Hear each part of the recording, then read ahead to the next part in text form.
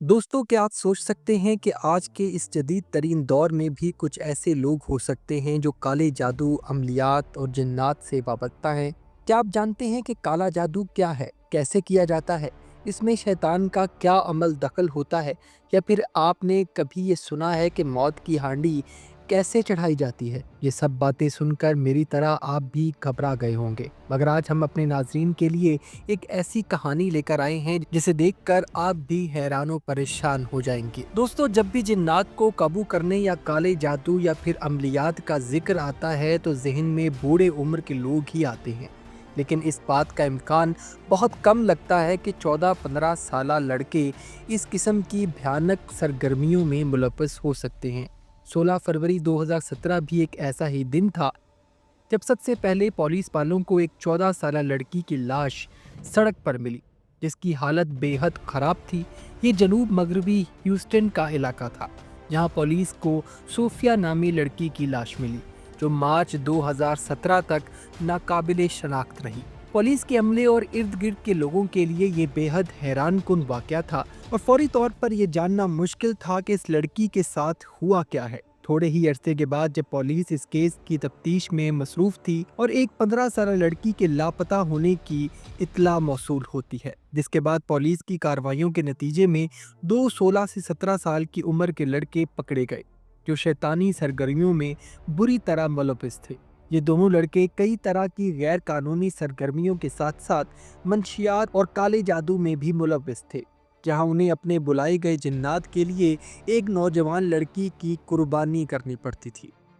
अगवा होने वाली लड़की ने बाजियाबी के बाद पुलिस को एक तफसीली बयान दिया, जिसमें उसने बताया कि वो खुद भी स्कूल से भागी हुई थी, लेकिन वो इस ग्रोह के हत्थे भी नहीं चढ़ना चाहती थी और दोनों लड़कों ने न सिर्फ इसे ज़बरदस्ती अगवा किया बल्कि मंशियात इस्तेमाल करने पर भी मजबूर करते रहे।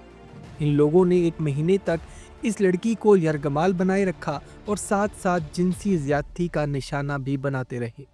अपार्टमेंट की तलाशी और तफसीली जायजा लेने के बाद पुलिस वालों को पता चला कि ये दोनों लड़के दरअसल एक ख़ास शैतानी ग्रुप से ताल्लुक़ रखते हैं, जिसे MS-13 कहा जाता है।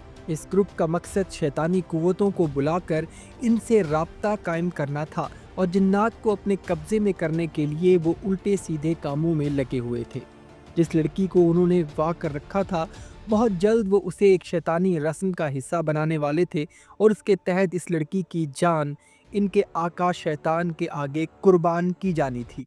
दोस्तों, अगर इन दोनों लड़कों की गिरफ्तारी के दौरान की वीडियोस देखी जाए तो वाज़े दिखाई देता है कि दोनों लड़के किस कदर दलेरी से कैमरे की तरफ देखकर मुस्कुराते हुए हाथ हिला रहे हैं, जैसे इनके लिए ये गिरफ्तारी कोई बड़ी बात नहीं है। अदालत में इनका केस 4 साल तक चलता रहा और फिर कत्ल और अगवा का जुर्म साबित होने पर 40-40 साल कैद की सज़ा सुनाई गई। दोस्तों, काले जादू पर मुश्तमिल सरगर्मियों और अमलियात वगैरह इस कदर शैतानी सरगर्मियां हैं कि अगर एक दफ़ा इंसान इन चीज़ों में पड़ जाए तो इसके लिए निकलना आसान नहीं होता। MS-13 नामी जिस ग्रुप का ये दोनों लड़के हिस्सा थे, इस ग्रुप के हर मेंबर ने अपनी रूह शैतान को बेच रखी थी। इनका बुनियादी मकसद शैतानी अमलियात करके जिन्नात को अपने कब्जे में करना था, ताकि वो इन जिन्नात की शैतानी कुव्वतों को अपने हक के लिए इस्तेमाल कर सकें और दुनिया में अपनी ताकत का सिक्का जमा सकें। इस काम के लिए वो नापाक तरीन सरगर्मियों में मुलव्विस थे और इन सरगर्मियों को अच्छी तरह से अंजाम देने के लिए वो मंशियात का इस्तेमाल भी करते थे। जिस लड़की को उन्होंने अगवा कर रखा था, इसने पुलिस को मज़ीद तफसील से बताया कि किस तरह ये दोनों लड़के शैतानी कुव्वतों को बुलाने के लिए हर तरह की बुराई में मसरूफ़ थे, यहाँ तक कि पकड़े जाने के बाद भी इनके चेहरों से किसी किस्म का कोई खौफ और डर दिखाई नहीं दे रहा था। अलबत्ता इस बात की उम्मीद की जा सकती है कि 40 साल कैद में रहकर शायद दिमाग में ये बात आ जाए कि इस दुनिया में रहते हुए शैतानी कुव्वतों से राब्ता रखना इस दुनिया में कोई फ़ायदा नहीं दिलाएगा। प्यारे दोस्तों, बाज़ियत मुसलमान हम सब जानते हैं कि कुरान पाक में इस किस्म की शैतानी सरगर्मियों, अमलियात और काले जादू की किस कदर ममानियत है। इसके बावजूद भी अफसोसनाक तौर पर ऐसे मुसलमानों की पाकिस्तान में कमी नहीं है जो इस तरह की शैतानी हरकतों में बुरी तरह डूबे हुए हैं, ये जानते हुए भी कि काला जादू सीधा सीधा शिर्क है और शिर्क गुनाह कबीरा है, जिसकी कोई माफ़ी भी नहीं है। اس کے باوجود بھی دنیا کا وقتی فائدہ حاصل کرنے کے لیے لوگ اس گناہ میں پڑ جاتے ہیں، کبھی اپنا پسندیدہ شخص حاصل کرنے کے لیے تو کبھی حسد اور جلن کی آگ میں جل کر کسی کو نقصان پہنچانے کی غرض سے، یا کبھی کسی کو جان سے مارنے کے لیے۔ اس قسم کی مذموم مقاصد کو پورا کرنے کے لیے کچھ جنونی لوگ دین کی ساری تعلیمات بھلا کر ہر حد پار کر جاتے ہیں۔ یہ لوگ بھی بنیادی طور پر اپنی روحیں شیطان کو بیچ چکے ہوتے ہیں، اور جس قسم کی بھی ڈیمانڈ ان سے کی جاتی ہے وہ پورا کرنے کے لیے تیار ہو جاتے ہیں۔ دوستو، فطری طور پر کالے جادو سے متعلق ساری سرگرمیاں انتہائی ناپاک اور روح کو خراب کرنے والی ہوتی ہیں، کیونکہ جنوں کو راضی کرنے کے لیے یہ برا اور ناپاک کام ہی کیا جاتا ہے۔ اس لیے اللہ تعالیٰ کے نزدیک یہ ناپسندیدہ عمل ہے اور اسے کفر کی بدترین شکل قرار دیا گیا ہے۔ اس سلسلے میں قرآن پاک میں اللہ سبحانہ و تعالیٰ نے واضح احکامات نازل کیے ہیں، جہاں شہر بابل میں 2 فرشتوں ہاروت اور ماروت کو لوگوں کی آزمائش کے لیے زمین پر اتارا گیا، اور وہ لوگوں کو جادو ضرور سکھاتے تھے، لیکن سکھانے سے پہلے فرشتے واضح طور پر یہ اعلان بھی کرتے تھے کہ یہ جادو اچھی چیز نہیں ہے بلکہ شرک ہے۔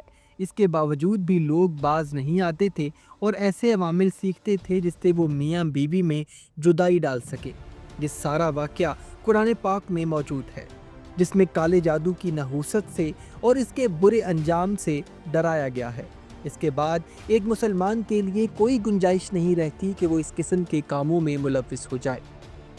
ناظرین گرامی، یہ حقیقت بھی اپنی جگہ موجود ہے کہ آج تک کالا جادو کرنے والے کسی بھی شخص کا انجام اچھا سامنے نہیں آیا۔ اس کے باوجود بھی یہ لوگ باز نہیں آتے۔ کالے جادو کے تقاضے پورے کرنے کے لیے کہیں تو یہ لوگ کالے کوے، بلی، چوہے یا خرگوش جیسے جانور ذبح کرتے ہیں، اور ان کے خون کے ساتھ نہ جانے کیا کیا غلط سرگرمیاں کی جاتی ہیں، اور کہیں قرآن پاک کے اوراق کی بے حرمتی کی جاتی ہے۔ اور اس سلسلے میں جو سب سے بڑا گناہ سامنے آیا ہے، اس کے مطابق یہ لوگ قرآن پاک کو یا ان کے اوراق کو پھاڑ کر انہیں بیت الخلاء میں لے جاتے ہیں۔ استغفر اللہ! یعنی ان کے نزدیک دین کی ذرا سی بھی حرمت باقی نہیں رہتی۔ ان کے نزدیک صرف ان کے جنات ہی عام ہوتے ہیں، اور جنہیں خوش کرنے کے لیے وہ جنونی ہو جاتے ہیں تاکہ اپنے مقاصد حاصل کر سکیں۔ تو پیارے دوستو، یہ دنیا اور اس کی آزمائش انسان کے لیے سب سے بڑا امتحان ہے۔